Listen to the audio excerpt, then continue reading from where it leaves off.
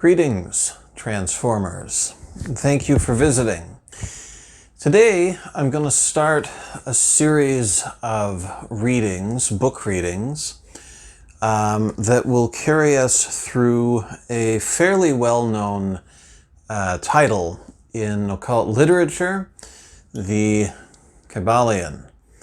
Written cryptically under the name Three Initiates, this book has been around for a long time. Published originally in 1908, it falls well within public domain, so we won't run into any copyright issues or anything like that. Now, this comes, I'll be reading from the Century edition, the introduction for which had been published in 2018.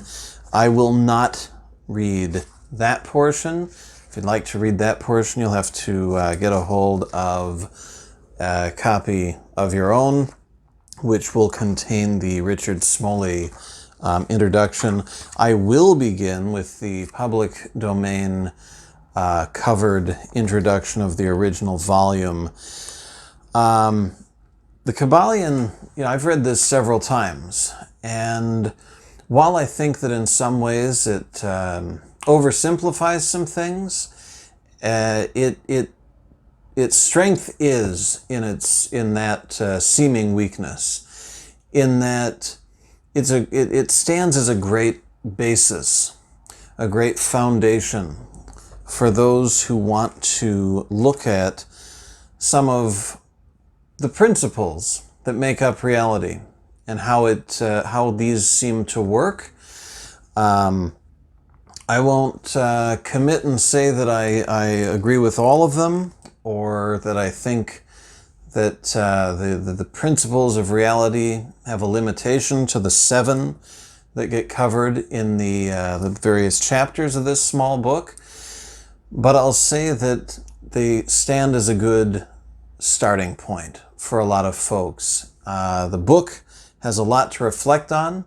It contains a number of fantastic, useful nuggets that you can extract, think on, take to heart, use as a basis for some of your own understandings and interpretations and work.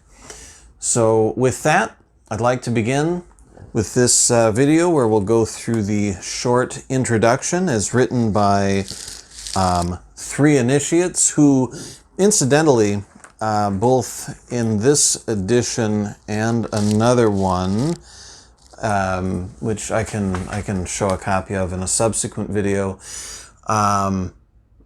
we feel probably we have the identity of the actual author, William Walker Atkinson.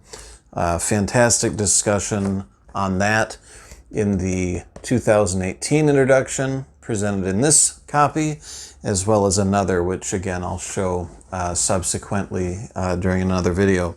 But for now, let's take a look at the introduction to the Kybalion. We take great pleasure in presenting to the attention of students and investigators of the secret doctrines this little work based upon the world-old Hermetic teachings. There has been so little written upon this subject, notwithstanding the countless references to the teachings in the many works upon occultism, that the many earnest searchers after the arcane truths will doubtless welcome the appearance of the present volume. The purpose of this work is not the enunciation of any special philosophy or doctrine, but rather is to give to the students a statement of the truth that will serve to reconcile the many bits of occult knowledge that they may have acquired, but which are apparently opposed to each other, and which often serve to discourage and disgust the beginner in the study. Our intent is not to erect a new temple of knowledge, but rather to place in the hands of the student a master key with which he may open the many inner doors in the temple of mystery through the main portals he has already entered. There is no portion of the occult teachings possessed by the world which have been so closely guarded as the fragments of the Hermetic teachings, which have come down to us over the tens of centuries which have elapsed since the lifetime of its great founder, Hermes Trismegistus, the scribe of the gods, who dwelt in old Egypt in the days when the present race of man was in its infancy.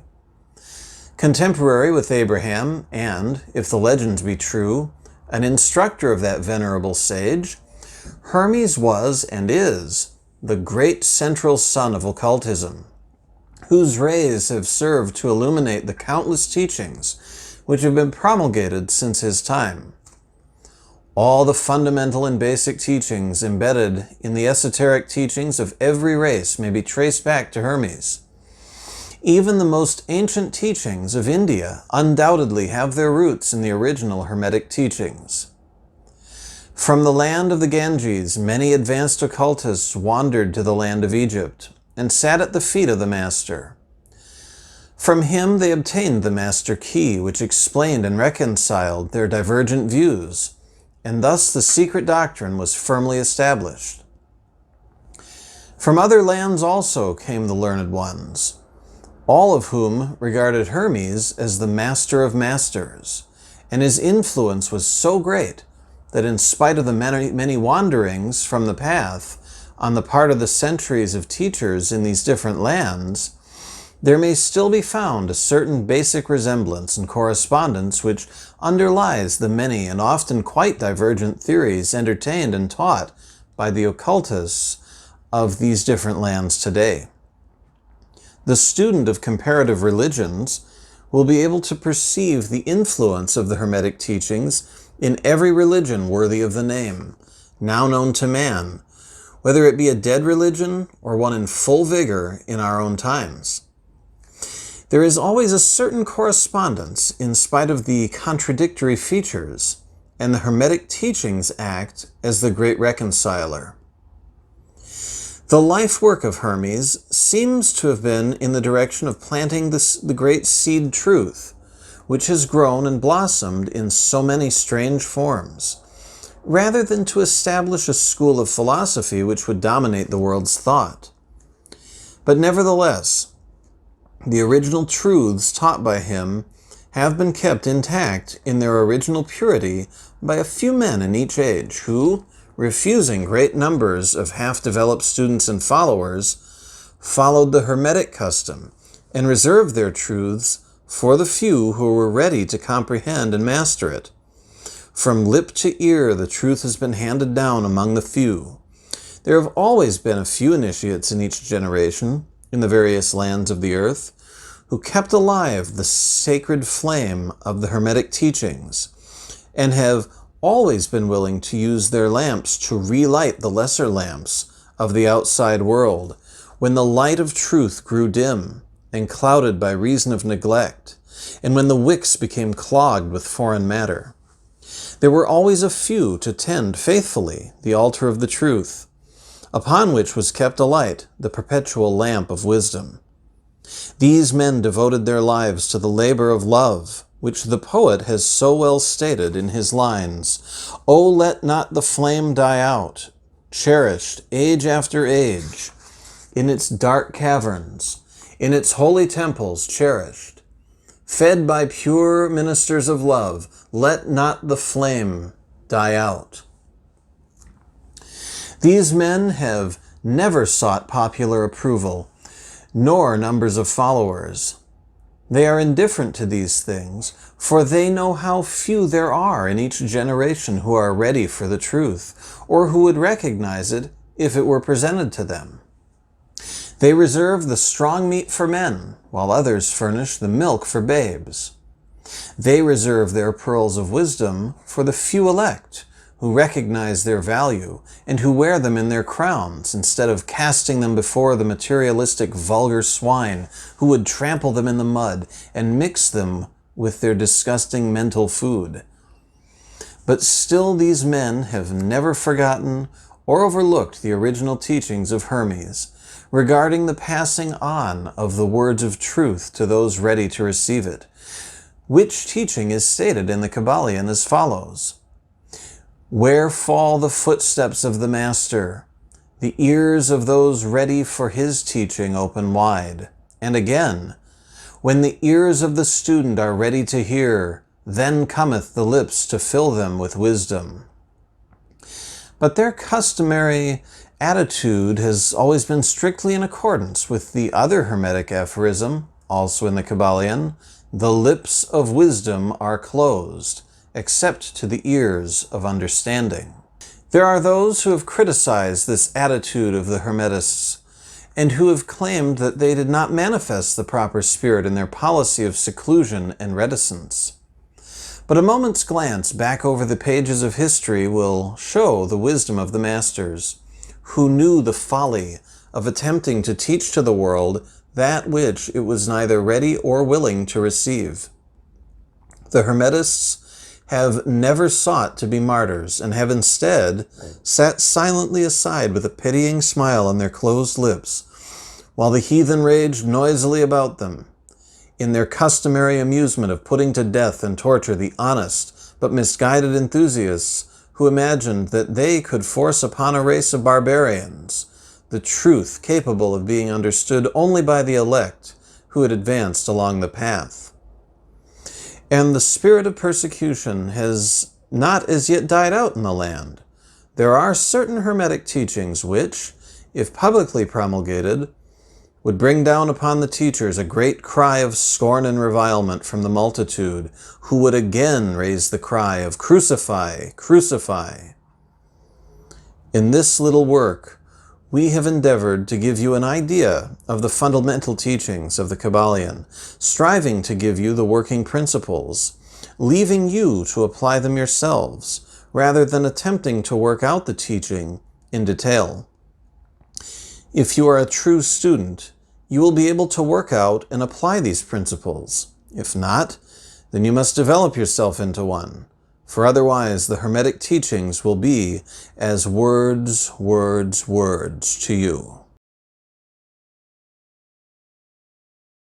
Well, I hope you've enjoyed the introduction to the Kybalion, written cryptically in 1908 under the pseudonym Three Initiates. Comment on Hermes.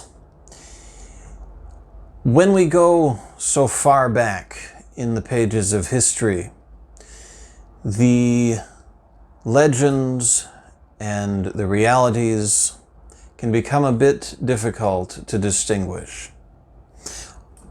As far as I know, I hadn't been there. So I can't speak to the truth, the objective truth of the existence of one Hermes Trismegistus, or not.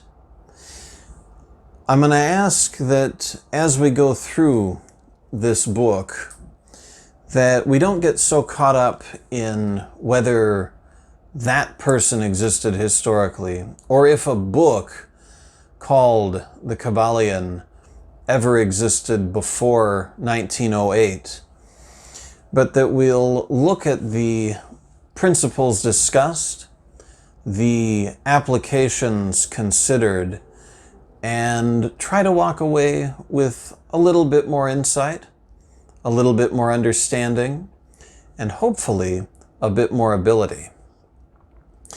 I'll leave you for now, but so that you'll get notifications of new content, be it Kybalion related or otherwise, click the subscribe button below so that you can get notifications. Please also follow the social media links posted in the description, and feel free and encouraged to leave comments, questions, thoughts, suggestions, and hate mail in the comments below. Look forward to the next chapter, and until next time, keep transforming.